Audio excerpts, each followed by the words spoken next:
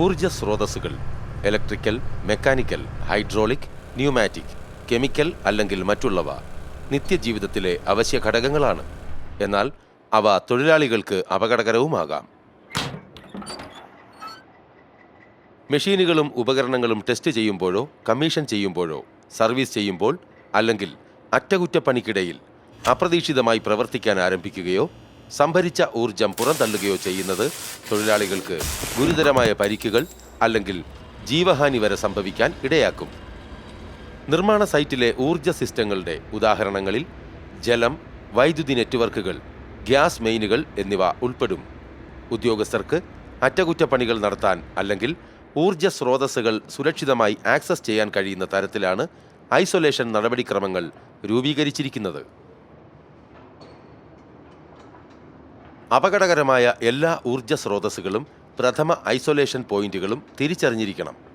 ഏതൊരു വ്യക്തിയും ആ ഉപകരണത്തിൽ പ്രവർത്തിക്കുന്നതിന് മുൻപ് എല്ലാ ഊർജ സംവിധാനവും ഉപകരണവും ഐസൊലേറ്റ് ചെയ്തിരിക്കണം.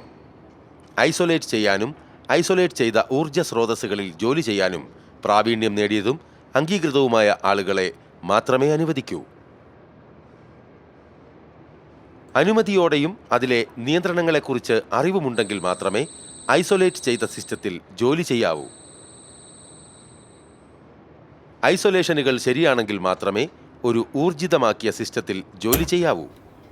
നിങ്ങളുടെ സ്വകാര്യമായ ലോക്കും ടാഗും മാത്രം ഉപയോഗിക്കുകയും മാറ്റുകയും ചെയ്യുക. ഐസൊലേറ്റ് ചെയ്ത സിസ്റ്റം ടെസ്റ്റിന് വിധേയമായി ഊർജം ഇല്ല, ഐസൊലേഷൻ നടപ്പിലാക്കിയെന്ന് ഉറപ്പാകുമ്പോൾ മാത്രം അതിൽ ജോലി ചെയ്യുക. ഐസൊലേറ്റ് ചെയ്യാൻ കഴിയാത്ത ഊർജമുള്ള സിസ്റ്റത്തിൽ ജോലി ചെയ്യുമ്പോൾ അധിക മുൻകരുതലുകൾ പിന്തുടരുന്നുണ്ടെന്ന് ഉറപ്പുവരുത്തുക. ഐസൊലേഷനുകൾ, ലോക്കൌട്ട്, ഊർജമില്ലെന്ന് ഉറപ്പുവരുത്തുന്ന ടെസ്റ്റ് എന്നിവ നടത്താൻ സാധിച്ചില്ല എങ്കിൽ തൊഴിലാളികൾ അത് അവരുടെ മേലധികാരികൾ